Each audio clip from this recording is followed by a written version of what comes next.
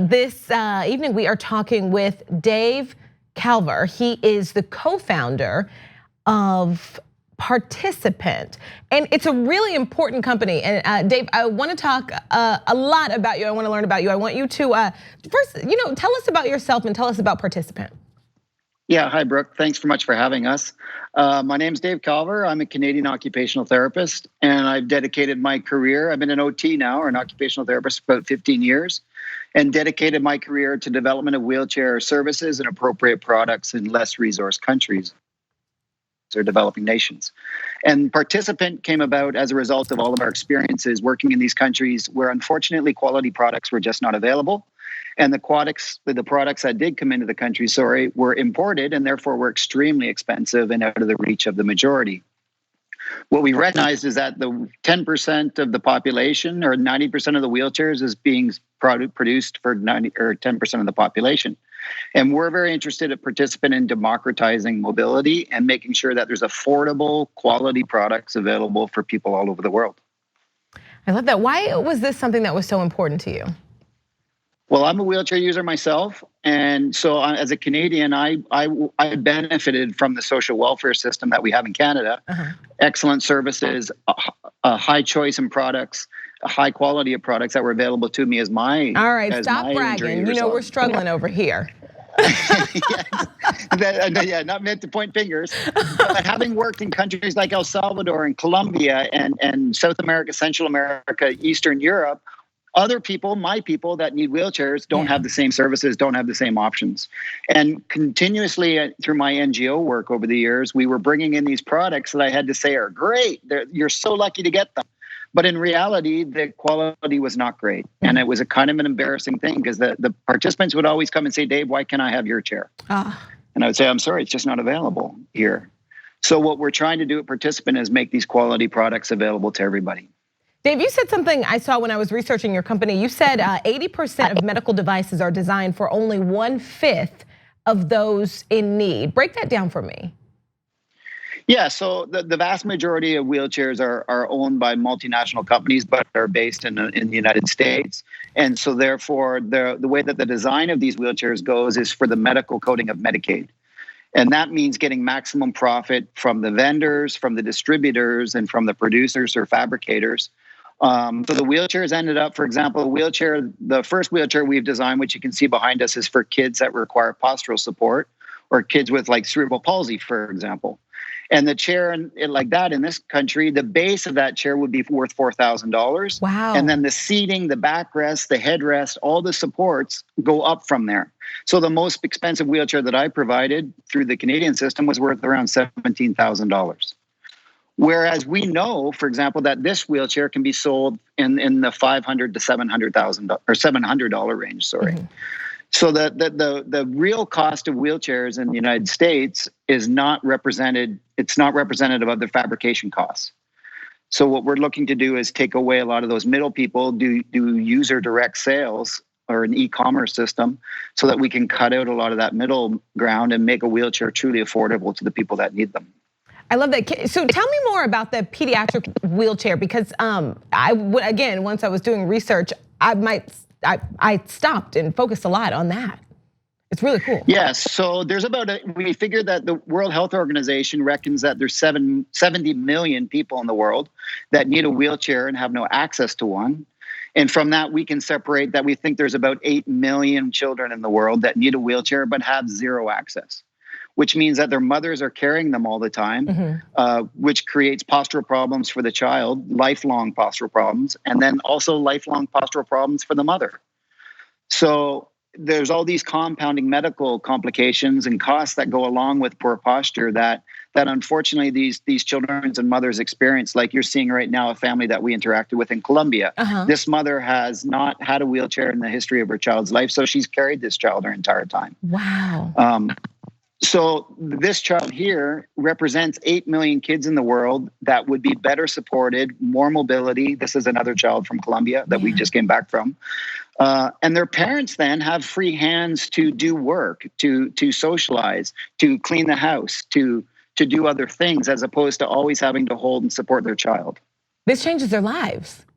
Yeah. It's a life changer. It's not just a life changer in terms of activity and access to schooling, but it encourages and it facilitates a long, healthy lifestyle because we're preventing these really serious postural problems. And where does 3D printing come into play here? Yeah, so what we're trying to do is the 3D printing industry is still a little bit behind in terms of where we'd like it to be, but we're seeing massive gains. Okay. And so what we're doing with our designs is setting up the designs for like 4.0, Industry 4.0. So when the 3D printing comes online into the capacities that we believe it will have, we'll be able to make wheelchairs that involve no welding. And what that will allow us to do as participant is we're very interested in localization of services. So for example, if country X, Colombia, for example, the government there is showing an interest in providing wheelchairs for its people. So if they purchase a certain number of wheelchairs, we can then give them a factory, which will include 3D printers and tube benders, and then the chairs will be bolted together with gusset joints made out of plastic that are 3D printed on site. So when we do that, we can then cut out the transportation costs of the wheelchair and again make the wheelchairs more affordable for the ministries of health or the government departments that are responsible for them in those countries. The biggest feedback we hear from countries is not taking care of their population because it's financially impossible for them under their resources. So we're trying to make products that are high quality, durable, appropriate, and at a cost that the local governments or NGOs can afford. Well, let's dig a little deeper into that because you said your prices are adjusted to the ability to pay. How are you able to sustain that? How does it work?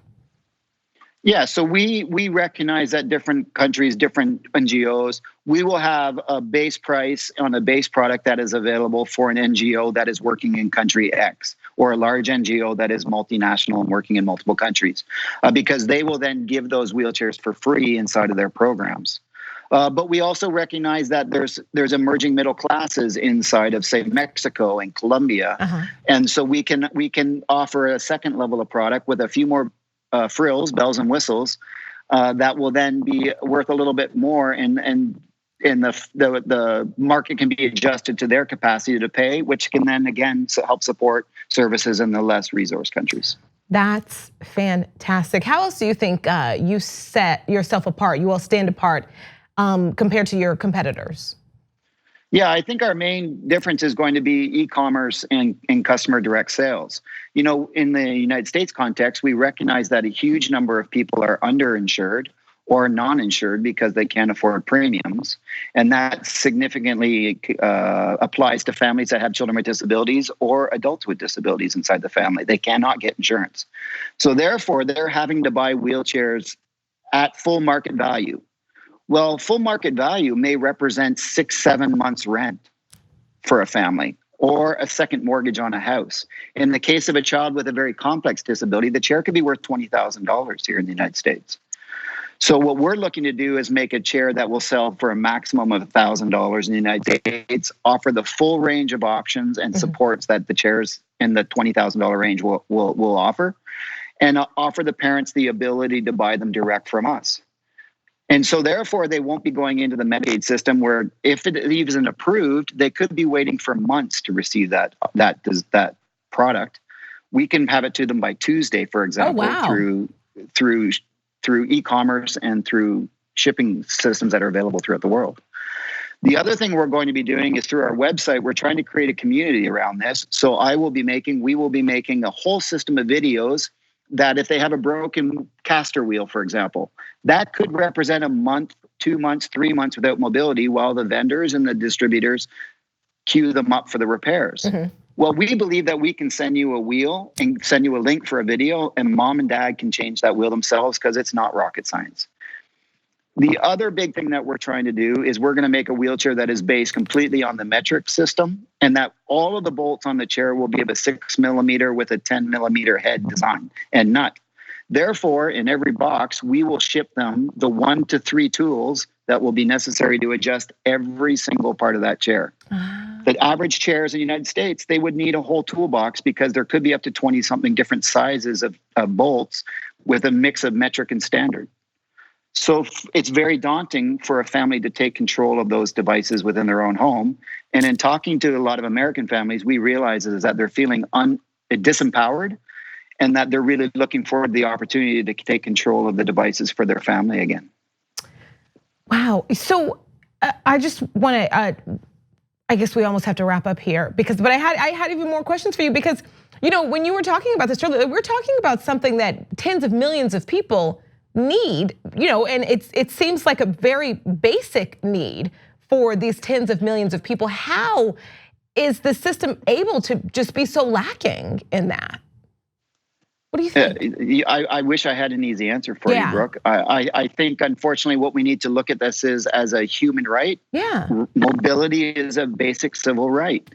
And the governments that are signees and ratified the UN Convention on the Rights of People with Disabilities, which is the largest uptake of a UN convention in the history of the world, have accepted their responsibility of their people to provide mobility. And that includes wheelchairs, walkers, crutches, whatever the case may be. I think what we need to do is have a revolution in the mobility industry and lower the prices to something that is more affordable. Then we'll see governments take on the responsibilities because it's not so daunting. But I also think that there's a room for customer direct sales and empowering the local population and the families to take care of each other and themselves. Dave, thank you so much for being here with us this evening. Really quickly, how can people find out about Participant? Find out more. Hopefully they found out enough a lot here, right? Thank you, Brooke, for the time. Yeah, and this is a conversation we hope to expand in the future. So thank you very much for the opportunity to talk to you. You can find us at www.participant.life. And we really do hope to expand the conversation, and people can join our forums and our conversations and send us information. And we look forward to hearing people's feedback because we're looking forward to making this as large as possible. Dave, I appreciate you joining us here tonight. Thank you so much. No, thank you. The pleasure's ours. Thank you so much. 2 easy ways to follow the Young Turks. One is hit the subscribe button down below. Then you're a TYT subscriber. And second is ring the bell. And when you do that on YouTube, you're notified of our videos.